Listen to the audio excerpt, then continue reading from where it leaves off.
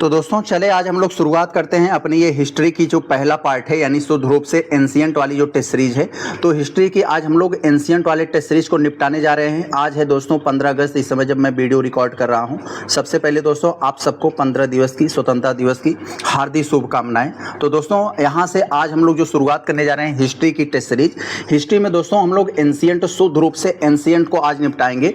Ancient के सारे syllabus के अनुसार पूरे पैटर्न पर हमने प्रश्नों को सजा कर रखा है, शुरू से लेकर अंत तक। यहां से आप देखेंगे तो सारे महत्वपूर्ण टॉपिक से आपको ये प्रश्न टच करा देंगे कि प्रश्न कहां से बनते हैं, कैसे बनते हैं, किस लेवल का बनते हैं, खास करके यूपी पीएससी में। तो यहां से आपको ये समझदारी विकसित हो जाएगी। तो चलिए हम लोग यहां पर आज ये पहला प्रश्न को देखते हैं।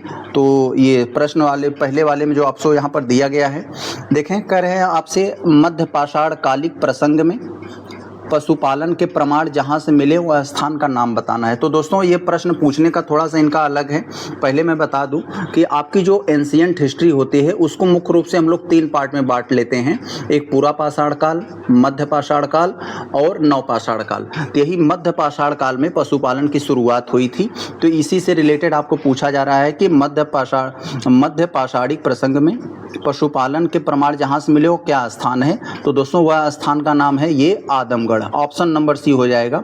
ये उत्तर प्रदेश का आजमगढ़ मत समझ लीजिएगा, ये आदमगढ़ है, मध्य प्रदेश में है, जो कि मध्य प्रदेश के आदमगढ़ से। तो इसको कैसे याद करेंगे? पशुपालन, पशु क्या होते हैं? बहुत सारे पशु आदमखोर होते हैं। तो आदमखोर से आदमगढ़, आप ये ट्रिक थोड़ा सा कॉम्बिनेशन याद रखे रहेंगे तो आपके दिमाग में लंबे समय तक ये बना रहेगा। आगे अगर हम लोग चले दोस्तों, यहाँ से देखते हैं, ये मध्य प्रदेश में है। इससे रिलेटेड आपको कई प्रश्न बन जाते हैं। तो यहाँ देखिए जो आपसे पूछा जा रहा है, यहाँ पर कह रहे हैं कि निम्नलिखित में से किस स्थल से हड्डी के उपकरण प्राप्त हुए हैं। तो दोस्तों ये भी कई बार पूछा गया है विभिन्न तरह से तोड़ मरोड़ कर। तो हड्डी के उपकरण जो किस स्थल से हड्डी के उपकरण प्राप्त हुए हैं, तो 2 स्थल है दोस्तों। एक तो आपको यहाँ पर ये मददहा मिल जाता है और दूसरा ये सराय नाहर मिल जाता है। तो यहाँ से आपको थोड़ा सा ये ध्यान रखेंगे, ये जो मददहा है ये उत्तर प्रदेश के प्रतापगढ़ जिले में है।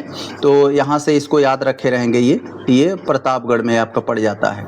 आगे चले अगर हम लोग देखें, यहाँ से आपका यहाँ ये तो हो गया। यहाँ बी और सी आप दोनों बता देंगे, मददहा और सराय नाहर से दोनों से हड्डी के उपकरण प्राप्त हुए हैं। यहाँ अगर हम लोग तीसरे वाले को जरा देखें तो यहाँ देखिए उसी प्रश्न को दूसरे तरीके से तोड़कर यहाँ पर पूछा गया है। तो यहाँ पर थोड़ा ध्यान रखे रहेंगे। क्या कह रहे हैं, थोड़ा ध्यान देंगे। कह रहे हैं कि हड्डी से निर्मित आभूषण, एक सेकेंड यार, ये कहाँ चला जा रहा है, हड्डी से, एक सेकंड, हड्डी से निर्मित आभूषण भारत में मध्य पाषाण काल के संदर्भ में प्राप्त हुए हैं। तो वही बात जो मैंने बताया उसी चीज़ को अभी ये मॉडिफाइड करके अलग तरीके से पूछ रहे हैं। तो यानी ए और बी आपका यहाँ पर दोनों हो जाएंगे, याद रखे रहेंगे यहाँ पर अपना। आगे अगर हम लोग चले साथियों, यहाँ देखें चौथे वाले में, तो ये आपसे एक बहुत अच्छा कंसेप्चुअल प्रश्न पूछा जा रहा है। आपको कुछ मध्य पाषाण कालिक स्थल दे दिए गए हैं, भौगोलिक दृष्टि से आपको पश्चिम से पूर्व के क्रम में आपको यहाँ पर व्यवस्थित करना है। तो कैसे करेंगे इसके बारे में यहाँ पर अब हमें थोड़ा सा सोचना होगा कि अगर आप इसको राज्यों के नाम जानते होंगे तो बड़ी आसानी से कर लेंगे, क्योंकि आपको वेस्ट से ईस्ट की तरफ आपको क्रम में बताना है। पहले सबसे पहले वेस्ट को, फिर उसके ईस्ट में, फिर उसके ईस्ट में, फिर उसको ईस्ट में, इस तरह से हमें कॉम्बिनेशन बनाना है। तो देखें यहाँ पर पहले आपको दिया है पैसरा। तो दोस्तों सबसे पहले आप ये सोचेंगे कि आखिर ये पैसरा कहाँ है, लेखरिया, बिरभानपुर, मददहा। तो मददहा के बारे में अभी बताया दोस्तों, उत्तर प्रदेश के ये प्रतापगढ़ में है। प्रतापगढ़ यहाँ मैं लिख दे रहा हूँ यूपी, तो यानी ये उत्तर प्रदेश में है। अब अगर हम लोग देखें यहाँ पर दोस्तों, ये पैसरा कहाँ है, पैसरा तो दोस्तों बिहार में है। तब आपको ये समझ में आ जाएगा कि मेरे भाई उत्तर प्रदेश के पश्चिम में है बिहार, अब सॉरी उत्तर प्रदेश के पूरब में है बिहार। तो ये यहाँ पर ये पैसरा बिहार में है। अब ये आपसे ये पूछा जा रहा है लेखहिया। तो लेखहिया दोस्तों यहाँ पर ये कहाँ है, ये लेखहिया के बारे में जो पूछा जा रहा है ये तो है आपका उत्तर प्रदेश में है, मिर्ज़ापुर के आसपास है यहाँ पर। तो ये भी यूपी में है यहाँ पर। और ये कहा जाता है आपका ये बिरभानपुर, ये कहाँ है दोस्तों, वेस्ट बंगाल में। तो वेस्ट बंगाल में। तब आपको थोड़ा सा ये दिमाग लगाना होगा कि आपके सबसे पश्चिम में कौन जाएगा। तो सबसे पश्चिम में दोस्तों यही अपना ये चौथा वाला मतदाह जाएगा, क्योंकि उत्तर प्रदेश प्रतापगढ़ देखेंगे सबसे पश्चिम में है। फिर उसके थोड़ा सा अगर आप पूर्व में जाएंगे तो आपको ये लिखैया मिल जाएगा, मिर्ज़ापुर वाला। फिर आपको वहाँ पर जाएंगे तो ये आपको ये पैसरा मिलेगा। फिर उसके जस्ट सबसे पूर्व में कौन मिल जाएगा, ये पश्चिम बंगाल। तो आप मैप देखते होंगे तो समझ जाएंगे यहाँ पर। तो आपका यही सी वाला बनेगा 4 2 1 3। समझ गए। इस तरह से हमें क्रम में यहाँ पर सजाना है। अगर हम लोग देखें यहाँ पर, ये भी कई बार पूछा गया है। यहाँ पर कह रहे हैं कि एक ही कब्र से 3 मानव कंकाल निकले हैं, तो वो कौन सी कब्र है। तो वो कौन सी कब्र है दोस्तों वहाँ पर, तो ये दमदमा से। ऑप्शन नंबर आपका यहाँ पर ये जो बी हो जाएगा, दमदमा से एक ही कब्र से 3 मानव कंकाल मिले हैं। तो दोस्तों यहाँ से आपको ये बताना होगा कि जब यहाँ पर जो खुदाई हुई थी, कुल 41 मानव जिसे सवाधान यानी कह सकते हैं उनकी कब्र मिली थी। 41 में से दोस्तों अगर हम लोग बात करें तो उसमें 5 समाधान यानी 5 कब्र ऐसी थी जो जोड़े के रूप में थे, यानी एक ही कब्र में 2 लोगों को दफनाया गया था। और फिर एक कब्र उसमें ऐसी मिली कि एक ही कब्र में 3 लोग वहां पर मिले। तो यहाँ पर ये क्रम याद रखे रहेगा। 41 में से 5 जहाँ पर वो मिले वो डुअल थे, और एक ऐसी थी वहाँ पर 3 लोग दफनाया गया था। तो ये दमदमा से। आगे चले अगर हम लोग देखें, प्रतापगढ़ हो जाएगा ये दमदमा। आगे अगर हम लोग देखें यहाँ पर आपका जो छठे वाले में जो आपसे यहाँ पर पूछा जा रहा है, देखें छठे वाले में कह रहे हैं खाद्यान्नों की कृषि सर्वप्रथम प्रारंभ हुई। तो जो खाद्यान्न की जो कृषि है, खेती, वो सबसे पहले कब प्रारंभ हुआ था। तो दोस्तों खेती के बारे में मैंने पहले बताया था। यहाँ पर जो मध्य पाषाण काल में पशुपालन हुआ, फिर पशुपालन के बाद मध्य पाषाण काल में पशुपालन, और नव पाषाण काल में ये आपका ये कौन हुआ था, खेती हुई थी। तो ये आपका यहाँ नव पाषाण काल हो जाएगा। आगे अगर हम लोग यहाँ पर देखें तो आपसे जो 7वें वाले पूछा जा रहा है, कह रहे हैं भारत में मानव का सर्वप्रथम साक्ष्य कहाँ से मिलता है। तो भारत में मानव का सर्वप्रथम साक्ष्य कहाँ से मिलता है, तो नर्मदा घाटी से। कई बार आपको बताया गया होगा, आप लोगों ने पढ़ा होगा। तो ये कहाँ से मिला है, हथनौरा मध्य प्रदेश का जो है वहाँ से, ये जिसे कहा जाता है कि नर्मदा घाटी। ऑप्शन नंबर आपका यहाँ पर ये डी हो जाएगा। आगे चले अगर हम लोग देखते हैं, यहाँ पर याद रखे रहेंगे आप 8वें वाले में देखिए जो आपसे पूछा जा रहा है कि कह रहे हैं प्रथम मानव जीवाश्म भारत की किस नदी घाटी से प्राप्त हुआ है। तो वही जो मैंने बताया उसी को थोड़ा सा अलग वे में पूछा जा रहा है। प्रथम मानव जीवाश्म भारत की किस नदी घाटी से मिला है, तो नर्मदा घाटी से, मध्य प्रदेश। आगे चले अगर हम लोग देखते हैं, यहाँ पर देखें 9वें वाले में जो आपसे पूछा जा रहा है, कह रहे हैं कि मानव द्वारा सर्वप्रथम प्रयुक्त अनाज कौन सा था। तो जौ था मेरे भाई, आप लोग याद कर लीजिए। उस समय मानव जो है तमाम तरह के दोस्तों वहाँ पर वो अनाज प्रयुक्त करता था, जैसे आप चावल, गेहूँ, जौ, मक्का, बाजरा। तो इसमें दोस्तों सबसे पहले यहाँ पर पूछा गया है, तो यहाँ पर आप जौ बताएंगे। ऑप्शन नंबर यहाँ पर आपका ये सी बन जाएगा। आगे अगर चले दोस्तों हम लोग 10वें वाले को देखते हैं, तो यहाँ आपको हमें मिलाना है, बड़े अच्छे से मिलाना हम लोग जानते हैं, हम लोगों को बड़े अच्छे से ये मिलाना आता है। तो सबसे पहले हम लोग उसी के पास चलते हैं जिसको लेकर 100% कन्फर्म होते हैं। तो हड़प्पा, किसी का सामान हड़पोगे तो आपको दया आएगी। यानी हड़प्पा की खुदाई, एक तरफ आपको यहाँ पर स्थल दे दिए गए हैं, दूसरी तरफ दूसरी सूची में उनकी खुदाई किसने किया था। ये तो हड़प्पा की खुदाई किसने करवाया था, ये दयाराम साहनी हो जाएगा यहाँ पर। यानी थोड़ा सा दया आएगा किसी का सामान हड़पोगे तो ये हो जाएगा यहाँ पर। अब अगर हम लोग आगे देखें, यानी ए वाला हमारा 3 पे आ जाएगा। ए वाला 3 पे कहाँ है, सी के पास है और कहीं नहीं है, और आपको कहीं मिलेगा ही नहीं। तो इसको लेकर हम लोग कॉन्फिडेंट हैं। इसका मतलब ये बी वाला आपको 4 हस्तिनापुर, ये कहाँ हो जाएगा दोस्तों, तो ये हस्तिनापुर वाला ये चला आ जाएगा आपके ये बेबीलाल पे, और कौशाम्बी ये डी वाला 1 पे चलाएगा मजूमदार, और बाकी तक्षशिला 1 है जॉन मार्शल, ये हो जाएगा यहाँ। आगे चले अगर हम लोग देखते हैं, ऐसे आप भी मिलाइएगा यहाँ पर। ऐसे मिलाएंगे तो गलत होने का चांस बहुत कम हो जाता है। आगे यहाँ पर अगर हम लोग देखें तो कह रहे हैं भारत में चांदी की उपलब्धता के प्राचीन साक्ष्य मिलते हैं। तो हड़प्पा संस्कृति से ही मिलते हैं दोस्तों, हड़प्पा सभ्यता से ही मिला है। उस समय लोग चांदी का प्रयोग करते थे, तो इसको लेकर आप एकदम कॉन्फिडेंट रहिए हड़प्पा संस्कृति में। आगे अगर हम लोग चले यहाँ पर देखते जाएं, 12वें में जो आपसे पूछा जा रहा है कि हड़प्पा में मिट्टी के बर्तन, जिसे हम लोग टेराकोटा भी बोल देते हैं, तो हड़प्पा में मिट्टी के बर्तनों पर सामान्यतः किस रंग का उपयोग किया जाता था। तो किस रंग पर का प्रयोग किया जाता था, तो आप लोग जानते हैं बर्तनों पे वो लाल गेरुआ रंग का यानी लाल कह सकते हैं, यहाँ पर आपका यहाँ पर कौन सा हो जाएगा, ये लाल रंग का प्रयोग किया जाता था। ऑप्शन नंबर ए बन जाएगा यहाँ पर। मिट्टी का बर्तन वैसे भी लाल होता है तो आप लोग समझ जाएंगे यहाँ पर। तो देखिए यहाँ पर अगला जो प्रश्न है आपका कर रहे हैं कि मूर्ति पूजा का आरंभ कब से माना जाता है। तो तब से माना जाता है जब आर्य यहाँ पर नहीं आए थे, आर्यों के पहले, यानी प्री आर्यंस हो जाएगा यहाँ पर। ऑप्शन नंबर यहाँ पर आपका ए बन जाएगा। तो चले हम लोग आगे यहाँ पर देखें अगर, तो ऐसे ऐसे कुछ आपको फैक्चुअल प्रश्न मिलेंगे, अभी कंसेप्चुअल धीरे धीरे आ जाएगा, तो आप इसकी बिल्कुल चिंता ना करें।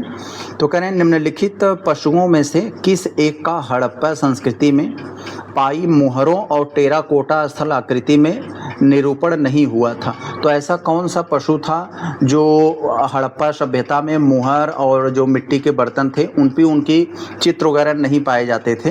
तो उस समय दोस्तों ये गाय की, हाथी के भी पाया गया है, गैंडा का, बाघ का भी, लेकिन गाय का नहीं। गाय का दोस्तों तो वैदिक काल में गाय का महत्व बढ़ा ना, तो ये गाय हो जाएगा, क्योंकि हड़प्पा के बाद आपका वैदिक काल आया था।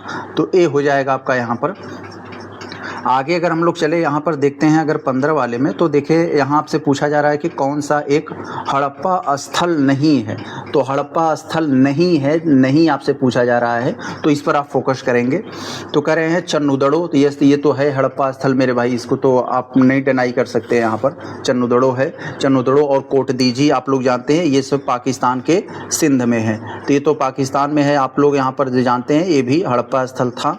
और यहाँ पर ये आपका एक आ जाता है यहाँ पर, ये देसलपुर। देसलपुर कहाँ था दोस्तों, ये गुजरात में, ये भी हड़प्पा स्थल है। लेकिन सोहगौरा को आप लोग देखेंगे, सोहगौरा के दोस्तों ये क्यों प्रसिद्ध है, ये सोहगौरा, ग से गौरा, ग से गोरखपुर, तो यहाँ ये गोरखपुर हो जाएगा, तो इसको याद रखे रहेंगे। तो यह सोहगौरा कहाँ है, यह गोरखपुर में है।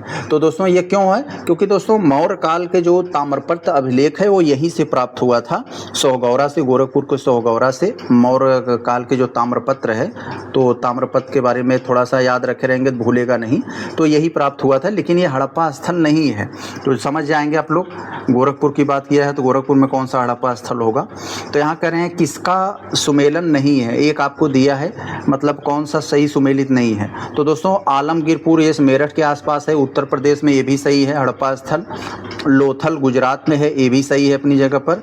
तो ये कालीबंगा राजस्थान, हम लोग याद किए ना राका, तो ऐसे याद किए रहेंगे तो आपको काम बन जाएगा यहाँ पर। ये राका यानी राजस्थान, कालीबंगा, तो ये हरियाणा नहीं है यहाँ पर, ये गलत हो जाएगा। रोपड़ पंजाब है, ये भी अपनी जगह पर सही है, यही सी वाला गलत हो जाएगा। कालीबंगा हरियाणा नहीं बल्कि राजस्थान है।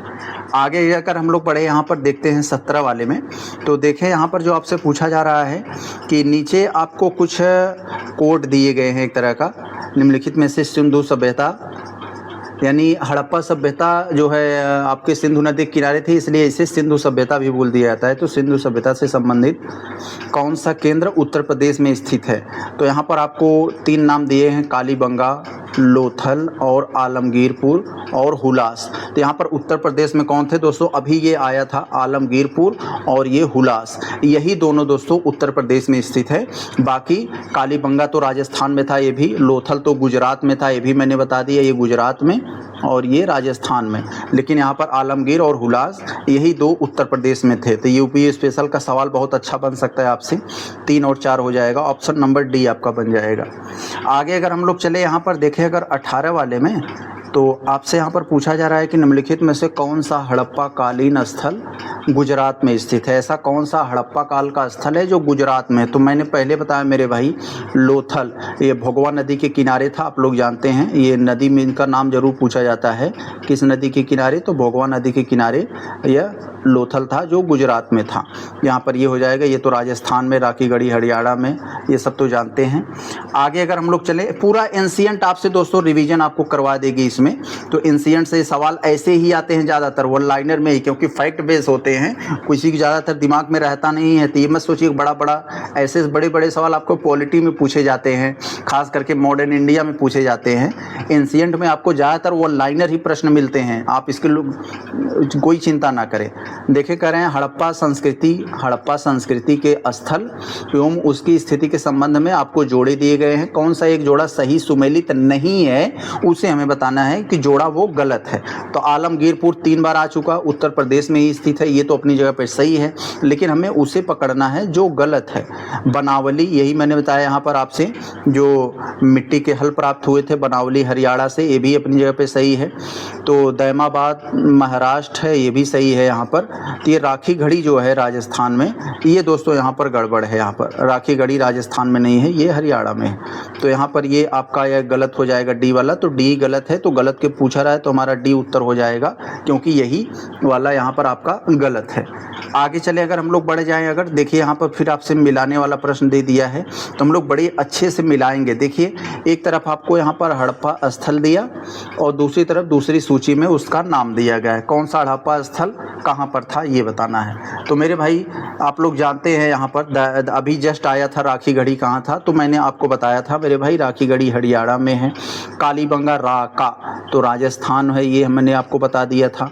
दैमाबाद महाराष्ट्र में, जानते हैं सबसे दक्षिणी सीमा, ये वाला हो जाएगा। और मांडा आपका कहाँ था, जम्मू कश्मीर में। तो बिल्कुल आपका कौन सा हो जाएगा, A3 पे गया। A3 पे कहाँ है, कहीं नहीं है, सिर्फ आपको सी वाले में है। तो A3 पे गया, B4 C1 D2। आगे चले हम लोग बढ़े दोस्तों, यहाँ पर अगर देखें हमारा आपका 21 वाले में जो पूछा जा रहा है, यहाँ पर भी मिलान से संबंधित है, तो बढ़िया से हम लोग मिलाते हैं, नो डाउट। तो देखिए कह रहे हैं कि सूची 1 में आपको हड़प्पा स्थल दे दिया है और सूची 2 में किस राज्य या किस क्षेत्र में पड़ते हैं उसको बताना है। तो मेरे भाई आप लोग यहाँ पर देखेंगे, अभी मैंने बताया था आलमगीरपुर और हुलास, ये उत्तर प्रदेश में थे दोस्तों, तो ये तो उत्तर प्रदेश में आ जाएगा। नहीं, डी वाला तो 1 पे आएगा, डी वाला 1 पे 3 जगह दे दिया है, सिर्फ यहाँ नहीं है, यानी इन्हीं तीनों में से कोई उत्तर होगा। अब हमें क्या बताना है, तो ये आपका जो दिया गया है मांडा, अभी मांडा आया था ना, तो ये मांडा कहाँ से था दोस्तों, ये जम्मू कश्मीर में। तो बी वाला हमारा 2 पे आ जाएगा। बी वाला 2 पे कहाँ है, सिर्फ यहाँ है, देख सकते हैं, यानी ये आपको डी वाले में। तो आपका उत्तर डी हो जाएगा। अब सही है।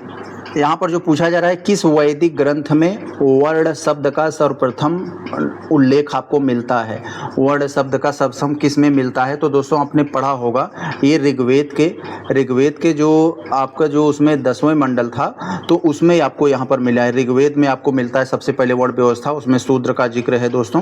तो ये कहाँ मिलता है, ऋग्वेद में, आप लोग याद रखें, पुरुष सूक्त वाले में।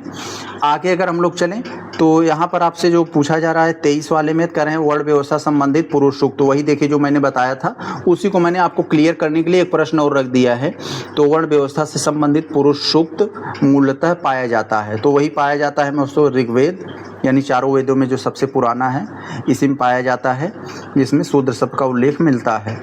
आगे अगर हम लोग देखें 24 वाले में, तो आपसे पूछा जा रहा है, इसमें सूची 1 और सूची 2 दिया है। सूची 1 में आपको चारों वेद दे दिए हैं, सूची 2 में उनमें क्या विशेषता है, क्या बताई गई है, इसके बारे में।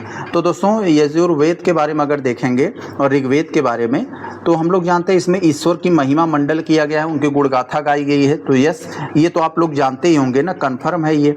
यानी बी वाला हमारा 1 पे आएगा। बी वाला 1 पे कहाँ है, कहीं नहीं है, सिर्फ आपको पहले में मिलेगा। तो यही हमारा उत्तर यही हो जाएगा, यही वाला। इसका मतलब क्या हो जाएगा, आप लोग चौथे वाले तो जानते हैं, सामवेद में संगीत वाला मैटर है, डी वाला तो 4 पे आ जाएगा। और आपका यहाँ पर जो ये अथर्ववेद वाला है, तो इसमें आपको जो है औषधि से संबंधित यहाँ पर बात की गई है, और बाकी यजुर्वेद में इसमें बलिदान वगैरह की बात किया गया है। आगे चले अगर हम लोग देखें 25 वाले में जो आपसे पूछा जा रहा है, तो यहाँ पर देखें मिलाने वाला है, इसमें भी मिलाकर देख लेते हैं क्या है। तो आपसे सूची 1 में वही फिर आपको वेद दे दिए गए हैं, सूची 2 में उनमें क्या बताया गया है, उनकी एक अलग विशेषता क्या है, तो उनके बारे में, क्योंकि हर वेद की अपनी एक कुछ विशेषताएं हैं, तो उसे हमें बताना है। ऋग्वेद में दोस्तों यहाँ पर क्या किया गया है, इसमें स्रोत एवं प्रार्थनाएं से संबंधित है, तो ये वाला हो जाएगा, यहाँ पर आ जाएगा। अभी मैंने बताया दोस्तों, ये सामवेद जो होता है ये संगीत से संबंधित होता है, स से साम, स से संगीत, तो ये वाला यहाँ पर आप कर देंगे। तो सी वाला हमारा 1 पर गया। तो सी वाला एक पर कहाँ नहीं है, यहाँ नहीं है और यहाँ नहीं है। ए वाला हमारा 4 पे होना चाहिए, तो ए वाला 4 पे सिर्फ यहाँ है लेकिन यहाँ नहीं है। तो हमारा कह सकते हैं हमारा उत्तर यही होगा। 2 ही से हमने पता लगा लिया एलिमिनेशन के माध्यम से, यानी कह सकते हैं डी वाला हमारा 3 पे जाएगा। तो डी वाला हमारा अथर्ववेद तंत्र मंत्र एवं वशीकरण से संबंधित तंत्र मंत्र जादू टोना, और यजुर्वेद स्रोत एवं कर्मकांड से संबंधित हो गया। आगे अगर चले हम लोग देखते हैं, आप भी पहले ऐसे मिलाई, जरा सा भी कन्फ्यूजन हो तो हाथ ना लगाइएगा, क्योंकि ये सब चीज़ें थोड़ा सा भूल जाती है ना, तो जो आप कन्फर्म है उसी के पास पहले जाएं।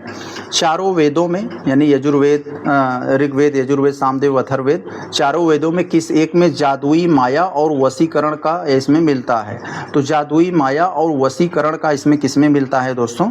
तो ये आपका ये अथर्ववेद हो जाएगा, इसमें वाले में इसी में मिलता है। ऑप्शन नंबर सी हो जाएगा आपका यहाँ पर अथर्ववेद में। तो यही है। आगे चले अगर हम लोग देखते हैं यहाँ पर आपका जो है 27 वाले में करें ऋग्वेद में ऋचाएँ कितनी हैं? तो यहाँ पर दोस्तों ऋचाओं की बात किया गया है तो 10,500 के आसपास होती हैं, जो कि इसमें नहीं दिया है। तो ऋग्वेद में यहाँ पर ये ऋचाएँ जो देकर आपको यहाँ पर गलती कर दिया, यहाँ पर आपको इसमें देना चाहिए था कि आपके ऋचाएँ यहाँ पर ऑप्शन नहीं है, तो वो 10,500 के आसपास है, 10,550 के आसपास है, यहाँ पर ये नहीं दिया है। और 128 जो यहाँ पर कुछ लोग देखते ही लगा देंगे, ये सूक्त थे, ये ऋग्वेद में ये 128 सूक्त थे, ऋचाएँ करीब 10,550 के ऊपर थी। आगे चले अगर हम लोग बढ़े यहाँ पर देखें 28 में, तो ऋग्वेद कर रहे हैं ये क्या है? तो ऋग्वेद दोस्तों ये स्रोतों का संकलन है, एक तरह का ये स्रोतों का संकलन, विभिन्न स्रोतों को दोस्तों ये संकलित करके बनाया गया है। आगे अगर देखें तो उपनिषद है। उपनिषद का मतलब क्या होता है दोस्तों? गुरु के समीप बैठकर शिक्षा लेना, ये होता है। तो उपनिषद की पुस्तकें क्या है? इसको दोस्तों वेदांत भी बोलते हैं, क्योंकि वेदों के अंत में ये जोड़ा गया था। तो उपनिषद पुस्तकें क्या हैं दोस्तों, किस पर बनी है? वो फिलॉसफी पर यानी दर्शन पर बनी हुई हैं। तो यहाँ पर इसको याद रखिएगा, उपनिषद ये फिलॉसफी पर है, यहाँ पर आपको दिया है। आगे अगर हम लोग बढ़ते जाएं, देखते हैं अगर 30 वाले में, तो कह रहे हैं कि उपनिषद का मुख्य विषय यहाँ पर क्या था? तो उपनिषद का मुख्य विषय यहाँ पर आपसे पूछा जा रहा है, तो वही भी चीज़ मैंने बताया आपको कंफ्यूज करने के लिए दूसरा दिया गया दूसरे ढंग से, तो वो दर्शन यानी आपको फिलॉसफी हो जाएगा। आगे अगर हम लोग देखें तो इंग्लिश वाला थोड़ा सा आप ध्यान देते रहेंगे, इसलिए मैं इंग्लिश डाल देता हूँ, क्योंकि कोई भी कन्फ्यूजन ना हो। बहुत सारी ऐसी जो टेक्निकल वर्ड होते हैं वो हमें इंग्लिश से ही क्लियर होता है। तो कह रहे हैं किस एक में वैदिक साहित्य में मोक्ष की चर्चा मिलती है? तो वैदिक साहित्य में मोक्ष की चर्चा कहाँ से हमें मिलती है? तो यहाँ पर आपको किस में मिलती है?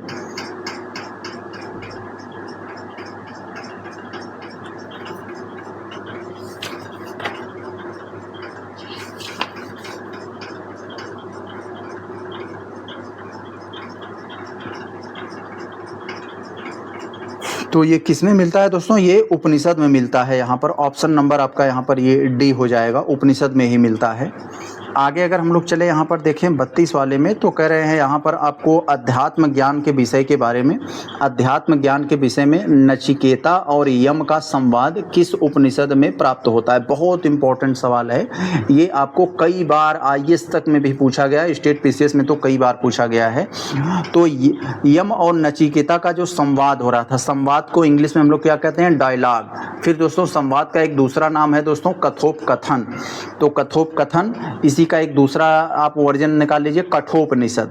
तो यहाँ पर ये किस उपनिषद में प्राप्त होता है? कठोपनिषद। ऑप्शन नंबर आपका यहाँ सी हो जाएगा। कैसे याद करेंगे अगर आपके दिमाग में बना रहेगा? यम और नचिकेता का जो संवाद हुआ, संवाद मतलब डायलॉग हुआ, डायलॉग का हिंदी क्या होता है? कथोपकथन होता है। तो कथोपकथन, कठोपनिषद, दोनों एक ही तरह का यहाँ पर टोन आ रहा है, तो आप ऐसे समझ जाइएगा। आगे चले अगर हम लोग देखें यहाँ पर, तो इसी संबंधित एक सवाल और डाला हूँ यहाँ पर, देखे दे जाइए। नचिकेता का आख्यान उल्लेख मिलता है, वही है यम और नचिकेता का संवाद जो है कठोपनिषद में मिलता है। तो आगे उपनिषद काल के राजा अश्वपति शासक थे। तो उपनिषद काल के जो राजा थे, उपनिषद काल के राजा अश्वपति जो थे वो शासक थे, कहाँ के शासक थे ये आपसे पूछा जा रहा है। तो अश्वपति जो ये शासक थे, तो ये आपका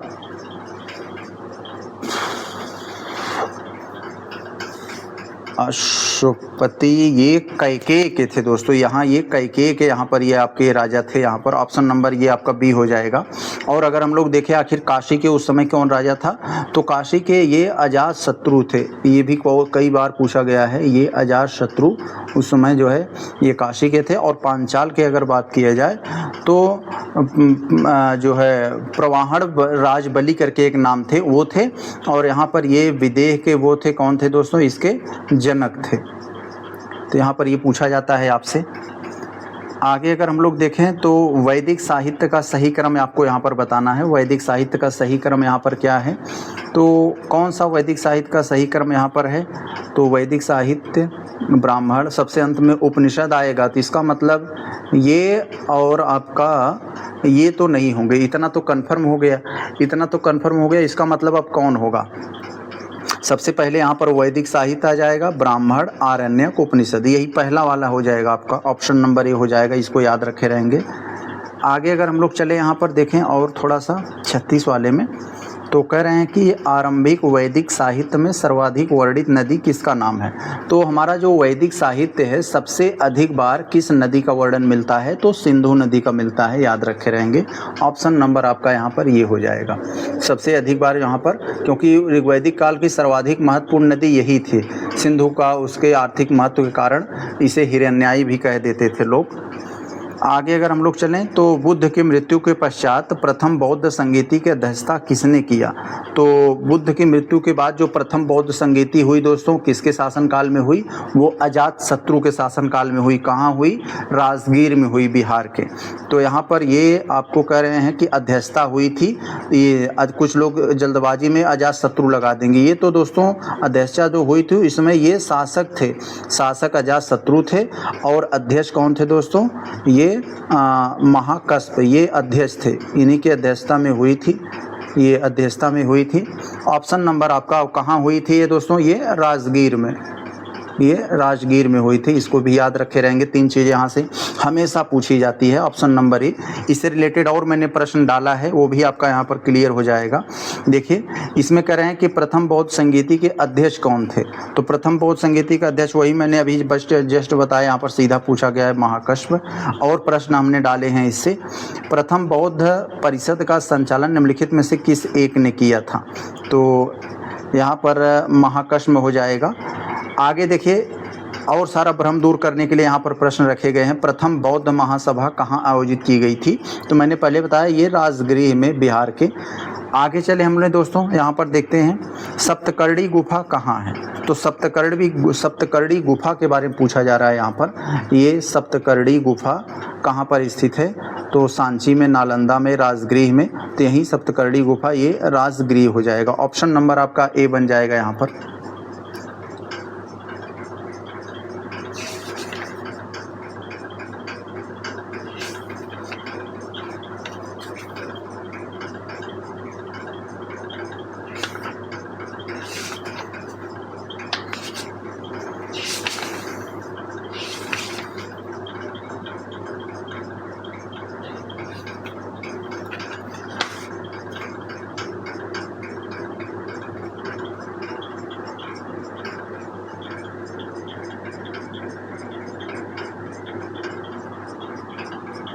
आगे अगर चले हम लोग देखते हैं, यहाँ पर देखें 42 वाले में जो पूछा जा रहा है यहाँ पर आपसे, कह रहे हैं कि भगवान बुद्ध के महापरिनिर्वाण, महापरिनिर्वाण का मतलब होता है दोस्तों वो उनकी एक तरह से डेथ हुई। तो महात्मा बुद्ध के डेथ के बाद पहली बौद्ध संगीति हुई थी। तो पहली बौद्ध संगीति वही दोस्तों यही हुआ था, राजगीर में। ऑप्शन नंबर आपका ये हो जाएगा, कई बार आ चुका है तो यहाँ से आपको ज़्यादा बताने की जरूरत नहीं है। अब हम यहाँ पर थोड़ा सा इसका पैटर्न बदलते हैं। यहाँ पर आपको अगली बौद्ध संगीति से रिलेटेड यहाँ पर जो दिया गया है, कश्मीर में कनिष्क के शासनकाल, आप लोग जानते हैं कश्मीर में कनिष्क के शासनकाल में जो बौद्ध संगीति आयोजित हुई। तो दोस्तों जो चौथी बौद्ध संगीति आयोजित हुई थी वो जो है कनिष्क के शासनकाल में हुई थी। कनिष्क दोस्तों, ये कनिष्क कौन था, यहाँ पर इसको जान लेंगे तो बहुत काम देगा। कनिष्क से शासनकाल में, कनिष्क एक कुषाण वंश का शासक था, कनिष्क ये कुषाण वंश का शासक था। इसी के शासनकाल में चौथी बौद्ध संगीति हुई। और यहाँ पर दोस्तों तो वो 2 भागों में वहाँ पर वो विभाजित हुआ। तो यहाँ पर अगर हम लोग देखें तो कह रहे हैं उसकी अध्यक्षता में किसने किया था, तो अध्यक्षता तो वसुमित्र की अध्यक्षता हुई थी और शासक कनिष्क था। तो इसको भी याद रखे रहेंगे, अध्यक्षता तो वसुमित्र था, शासक यहाँ पर कौन था, कनिष्क था। किस वंश का शासक था, तो कुषाण वंश का शासक था। आगे चले अगर हम लोग देखें यहाँ पर तो बौद्ध धर्म की महायान शाखा औपचारिक रूप से किसके शासनकाल में प्रकट हुई, तो हीनयान और महायान वही मैंने बताया उसी कनिष्क शासनकाल में अलग हुई चौथी बौद्ध संगीति में। तो यहाँ पर ये आपका कौन सा हो जाएगा, डी वाला हो जाएगा। इसी के शासनकाल में जो चौथी बौद्ध संगीति हुई, बौद्ध धर्म दो भागों में बटा, हीनयान और महायान। आगे अगर चले हम लोग देखें 45 वाले में, तो जैन से संबंधित अब हमने सवाल डाला है। जैन तीर्थंकर, तीर्थंकर का मतलब होता है दोस्तों आपको राह दिखाने वाला। तो जैन तीर्थंकर पार्श्वनाथ दोस्तों ये कौन थे दोस्तों, 23वें यहाँ पर ये क्या हो गया, तो जो 23वें जो जैन तीर्थंकर थे यही पार्श्वनाथ थे। तो इनका प्रतीक सांप होता है, आप लोग जानते हैं, कई बार पूछा जाता है। इनमें से मुख्यतः किससे संबंधित थे, तो ये वाराणसी से संबंधित थे, इनका जन्म वाराणसी में हुआ था। आगे अगर हम लोग देखें यहाँ पर आपके यहाँ पर बहुत सारा कन्फ्यूजन यहाँ पर आपका क्लियर हो जाएगा, फैक्ट यहाँ पर आप जानेंगे। तो एक तरफ आपको तो यहाँ पर आपको तीर्थंकर दे दिए गए हैं, दूसरी तरफ आपको उनकी प्रतिमा या लक्षण दे दिए गए हैं, तो यानी प्रतीक दे दिए एक तरह का। तो दोस्तों आप लोग जानते हैं जो सबसे पहले बौद्ध तीर्थंकर थे आदिनाथ, जिसे हम लोग ऋषभ ही भी बोलते हैं, तो ये आदिनाथ का हम लोग ऋषभ भी नाम बोल, और ऋषभ का नाम किसकी तरह आ रहा है, वृषभ की तरह। तो ऋषभ, वृषभ का मतलब बैल, तो यहाँ ये वृषभ का मतलब क्या हो जाता है दोस्तों, बैल। तो जब भी आपसे पूछे आदिनाथ का जो प्रतिमा लक्षण यानी प्रतीक क्या होता है, तो वो वृषभ होता है। क्यों, क्योंकि आदिनाथ का एक दूसरा नाम है ऋषभ। ऋषभ का किसकी तरह नाम आ रहा है, वृषभ, और वृषभ का मतलब बैल होता है। तो समझ जाएंगे आप, यानी ए वाला आपका ए के साथ मिलेगा, यानी ये और ये तो गए, अब ये नहीं होंगे। अब हमें एक चीज़ याद आता है, अभी मैंने बताया पार्श्वनाथ के बारे में, इनका जो प्रतीक है वो सर्प है। तो सी वाला आपका 3 आ जाएगा, सी वाला 3 कहाँ है, यहाँ पर है। तो हम कह सकते हैं हमारा ऑप्शन नंबर ए बन जाएगा। अब यहाँ पर एक आपका यहाँ पर संभव, तो संभव को भी ट्रिक से याद कर लें। घोड़ा एक ऐसा होता है जीव, एक ऐसा जानवर होता है घोड़ा यानी अश्व, कि उससे कहीं भी पहुंचना संभव हो जाता है। जहां मोटर वाहन गली गुच्चा में नहीं जा पाती है तो लोग अश्व से चले जाएंगे, ये अश्व हो जाएगा। आगे चले अगर हम लोग देखें तो पहले सड़कें वगैरह नहीं थी, अंग्रेज इसलिए घोड़ा वगैरह गाड़ी वाड़ी बनाने विचार नहीं किए, खूब घोड़ा से जहाँ मन तहाँ घुस जाते थे किसी के भी घर में। यहाँ देखें अगर आपसे जो पूछा जा रहा है कि तीर्थंकर और यहाँ पर आपको संज्ञान, तो वही यहाँ पर प्रतीक यहाँ पर है तीर्थंकर यहाँ पर, तो आप लोग समझ गए होंगे पार्श्वनाथ सर्प आ जाएगा इनका। आदिनाथ यानी जिसे हम लोग ऋषभ बोलते हैं दोस्तों, तो ऋषभ वृषभ, तो यहाँ पर ये यहाँ पर चले आएंगे। और महावीर को हम लोग जानते हैं, महावीर होंगे, बहुत ज़्यादा वीर हैं, तो शेर से लड़ेंगे सिंह हो जाएगा। शांतिनाथ हिरण बहुत शांति प्रिय जीव है। तो ऐसे आप यहाँ पर करके कर ले जाएंगे। ए वाला आपको 3 पे जाएगा, तो यानी ये हटा दीजिए, और आपका बी वाला 1 पे जाएगा, तो ये हो जाएगा आपका डी बन जाएगा। तो दोस्तों यहाँ पर देखिए प्रश्न संख्या 48 वाले में आपसे पूछा गया है, 4 जोड़े दिए गए हैं, एक तरफ आपको तीर्थंकर, दूसरी तरफ उनका निर्वाण स्थल। तो कौन सा मिस मैच है यानी सही नहीं है जोड़ा, उस जोड़े को हमें पकड़ना है जो गलत है। तो दोस्तों यहाँ पर कौन सा, यहाँ पर देखेंगे ऋषभनाथ का जन्म दोस्तों ये है, निर्वाण स्थल यहाँ पर दिया है। तो ऋषभनाथ का जो निर्वाण स्थल यानी डेस्ट अष्टपाद में हुआ था। ये अष्टपद कहाँ है दोस्तों, यह तिब्बत में है। तो तिब्बत यहाँ पर याद रखे रहेगा, महावीर ऋषभनाथ का निर्वाण तिब्बत के अष्टपाद में हुआ था। तो यहाँ वसुपूज्य का कह रहे हैं सम्मेद शिखर, तो दोस्तों यहाँ पर नहीं, ये वसुपूज्य के यहाँ सम्मेद शिखर तो झारखंड में है, यहाँ पर ये हो जाएगा वसुपूज्य। जैन धर्म के आप लोग जानते हैं 12वें तीर्थंकर थे, तो इनकी कहाँ हुई थी, सम्मेद शिखर में नहीं हुई थी, यहाँ पर ये चंपापुरी में हुई थी, चंपापुरी में हुआ था, याद रखे रहेंगे इसे, चंपापुरी में हुआ था। और ये सम्मेद शिखर के बारे में आप लोग जानते हैं झारखंड के पारसनाथ पहाड़ी पर है ये, तो यहाँ पर ये नहीं हुआ था, ये चंपापुरी में हुआ था, तो यानी यही गलत हो जाएगा आपका, यही उत्तर होगा। और नेमिनाथ का तो उज्जैन में हुआ था। ये उज्जैन कहाँ है दोस्तों, ये गुजरात के जूनागढ़ में है, गुजरात के जूनागढ़ में। और महावीर का तो पावापुरी में, पावापुरी कहाँ है दोस्तों, यह बिहार के नालंदा में है, बिहार के नालंदा में है, इसको याद रखे रहेंगे स्थान का नाम। आगे अगर हम लोग देखें यहाँ पर 49 वाले में, तो यहाँ पर भी मिलाने वाला है, अच्छे से हम लोग मिला लेते हैं। स्थल दिया है और संबंधित तीर्थंकर, तो यहाँ पर आपसे देखिए कह रहे हैं कि एक तरफ आपको श्रावस्ती, तो श्रावस्ती अयोध्या, काकंदी अयोध्या और पबोसा। तो यहाँ पर श्रावस्ती में किसका जन्म हुआ था यहाँ पर दोस्तों? तो श्रावस्ती में आपका संभवनाथ का हुआ था, घोड़ा वाले का। तो यहाँ पर ये वाला आ जाएगा। तो हमने याद किया था ना, घोड़े की सवारी, स से सवारी स से संभव, तो यहाँ से हमें पता चल गया। और ए वाला तो आपको 4 पे जाएगा, ए वाला 4 पे जाएगा। तो यहाँ पर आपका कौन सा, कहीं नहीं है ए वाला 4 पे, सिर्फ आपका यहाँ पर है। कहाँ है? ये सी वाले में है। और बी वाला आपका 3 आ जाएगा, काकंदी, तो ये वाला आ जाएगा सुविधानाथ वाले पे। और अयोध्या तो आपका ये ऋषभनाथ वाले पे चला जाएगा। और पबोसा ये पदम प्रभु, यस सी वाला हो जाएगा आपका। अगर हम लोग देखें यहाँ पर आपके 50 वाले में, तो कह रहे हैं कि भागवत धर्म का ज्ञात सर्वप्रथम अभिलेखी साक्ष्य है। तो भागवत धर्म का जो ज्ञात प्राप्त हुआ था, अभिलेखी साक्ष्य प्राप्त है, कहाँ से है? तो ये बेसनगर के गरुड़ ध्वज से, बेसनगर का गरुड़ ध्वज स्तंभ, यहीं से भागवत धर्म आप लोग जानते हैं इसके बारे में। तो ये एक यादव वंश से संबंधित था। वसुदेव कृष्ण इसके जो है स्थापना माने जाते हैं, स्थापित करने वाला।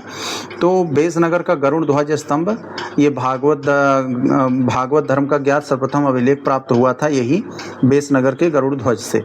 तो ये कहाँ है? ये इसे पूछा जाता है ये किस स्थान पे है? तो ये विदिशा में है। कहाँ है? ये विदिशा कहाँ है दोस्तों? ये मध्य प्रदेश में। अभी आएगा और प्रश्न, आपका कंसेप्ट यहाँ और क्लियर हो जाएगा। देख रहे हैं, बेसनगर अभिलेख का हेडियोडोरस कहाँ का निवासी था? तो बेसनगर अभिलेख का जो एक तरह से ज्ञाता था, तो बेसनगर अभिलेख का हेडियोडोरस कहाँ का निवासी था? तो वो कहाँ का था यहाँ पर? ये तो यहाँ पर आपका ये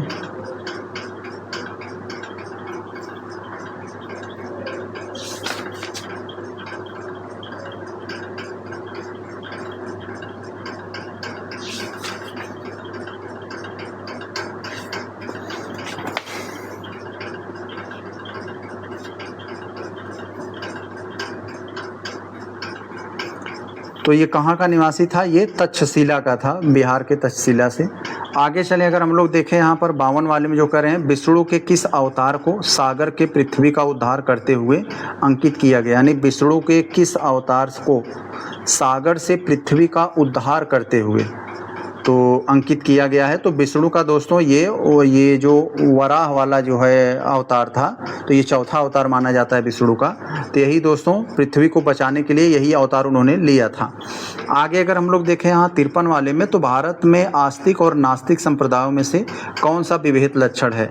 तो दोस्तों भारत में जो आस्तिक और नास्तिक संप्रदाय हैं, तो इनमें लक्षण क्या होता है? आस्तिक वालों को दोस्तों क्या होता था कि वेदों में वो विश्वास नहीं रखते थे, और आस्तिक वाले वेदों में विश्वास रखते थे और अनास्तिक वाले नहीं रखते थे, यानी वेदों की प्रामाणिकता में आस्था। यही हो जाएगा आपका ऑप्शन नंबर सी। आगे अगर हम लोग देखें 54 वाले में, तो यहाँ आपसे जो पूछा जा रहा है कि निम्नलिखित में से कौन सा मोक्ष के साधन के रूप में ज्ञान, कर्म और भक्ति को समान महत्व देता है? तो ज्ञान, कर्म, भक्ति ये सबको समान महत्व देता है, तो कौन सा हो जाएगा आपका यहाँ पर? तो आपका अद्वैत तो ये होगा नहीं, विशिष्ट द्वैत वेदांत हो जाएगा।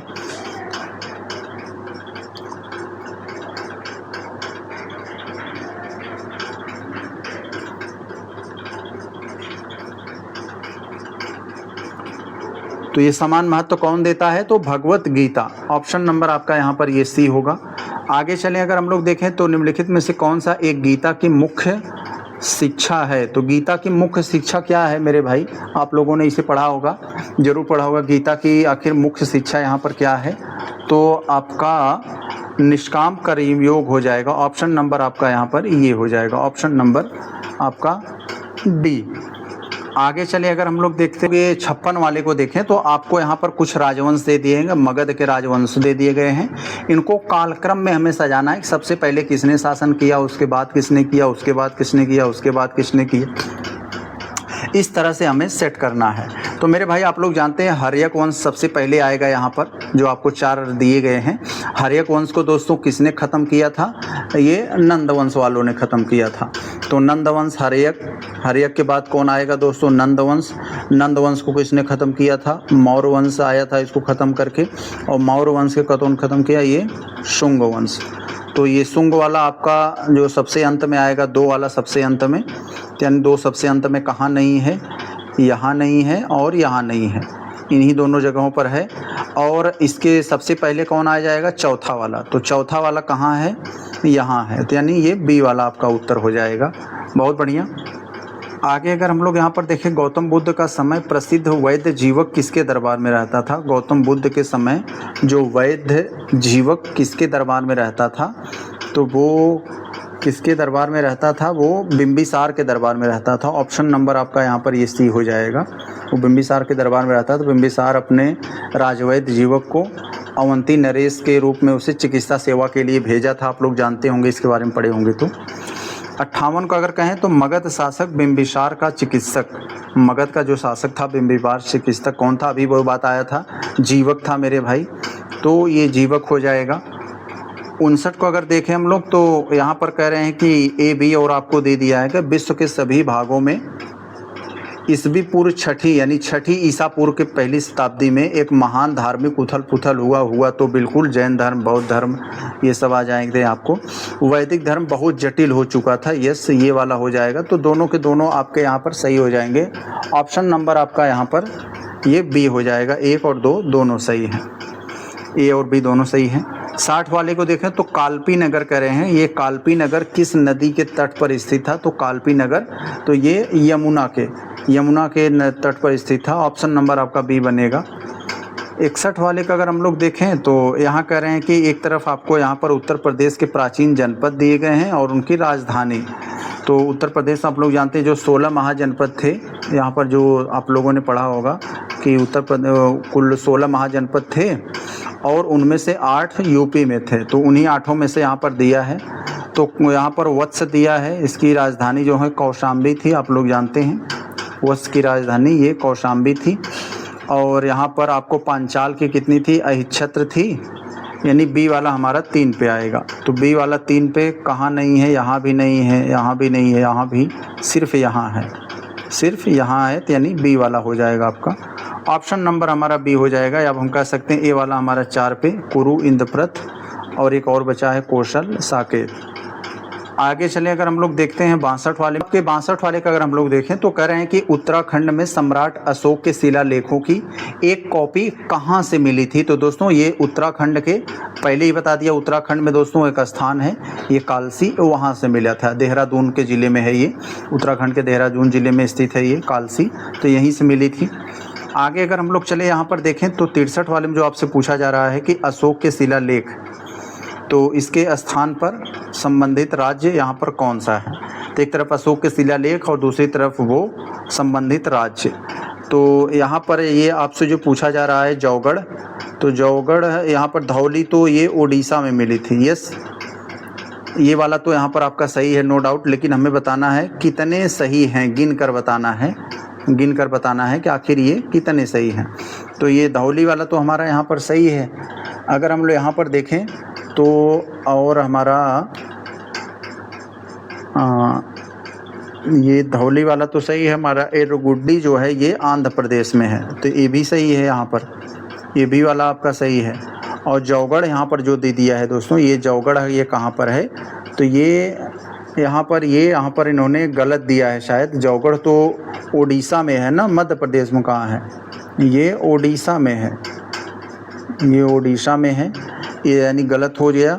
और कालसी अभी आया था दोस्तों, ये कालसी ये कहाँ पर है? ये कालसी तो ये उत्तराखंड में है, यानी यूके में है। तो ये भी आपका गलत हो जाएगा। 1, 2 केवल सही हो जाएगा।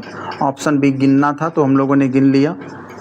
तो 64 में कह रहे हैं कि अशोक का कौन सा शिलालेख धार्मिक संश्लेषण समन्वय के बारे में कहता है? तो अशोक का ऐसा कौन सा शिलालेख है वो धार्मिक समन्वय के बारे में कहता है? तो वो आपका हो जाएगा ये 12वां शिलालेख। ऑप्शन नंबर आपका ए हो जाएगा। अब देखिए यहाँ पर उसी संबंधित और यहाँ पर हमने प्रश्न डाले हैं। कलिंग युद्ध की विजय तथा क्षतियों की वर्णन अशोक के किस शिलालेख यहाँ पर हुआ है? तो कलिंग युद्ध की विजय आप लोग जानते हैं 13वें शिलालेख में हुआ था। यहाँ पर ये हो जाएगा आपका ऑप्शन नंबर आपका डी बन जाएगा। कलिंग युद्ध का विवरण हमें ज्ञात होता है, तो कलिंग युद्ध का विवरण हमें कहाँ से होता है? अभी मैंने बताया ये 13वें शिलालेख से, 14 शिलालेख थे ना अशोक के मुख्य रूप से, उसी में से। तो यहाँ पर किस अभिलेख में कलिंग विजय वर्णन मिलता है? वही है आपको किस युद्ध में मिलता है कि अभिलेख कलिंग विजय का वर्णन किस युद्ध से मिलता है यहाँ पर? तो ये आपको हाथी गुम्फा अभिलेख से मिल जाएगा दोस्तों। ऑप्शन नंबर आपका बी है, खारवेल के हाथी गुम्फा अभिलेख। नंदवंश के राजा कलिंग विजय यहाँ से ले गया था प्रतिमा, तो जो खारवेल द्वारा वापस लाए जाने का उल्लेख मिलता है हाथी गुम्फा अभिलेख। अगर हम लोग 68 वाले को देखें तो कह रहे हैं अशोक के निम्नलिखित में से पूर्ण रूपेण धार्मिक सहिष्णु के प्रति समर्पित कौन सा अभिलेख यहाँ पर है? तो वो कौन सा अभिलेख है मेरे भाई? तो वो पूर्ण रूप से धार्मिक सहिष्णु की बात किया जा रहा है, तो वो 7वें शिलालेख है आपका। ऑप्शन नंबर आपका यहाँ पर ये बी हो जाएगा। तो दोस्तों हम लोगों ने जो एंशिएंट का अपना देख रहे थे, एंशिएंट का हम लोग ये वाला आज अपना एंशिएंट हिस्ट्री का जो हम लोग टेस्ट सीरीज सॉल्व कर रहे थे, इसका हम लोगों ने पार्ट ए लगभग आधा प्रश्न सॉल्व कर लिया है। बाकी का आधा जो बचा है हम लोग उसे पार्ट बी में निपटाएंगे। तो चले हम लोग मिलेंगे पार्ट बी में। नमस्कार।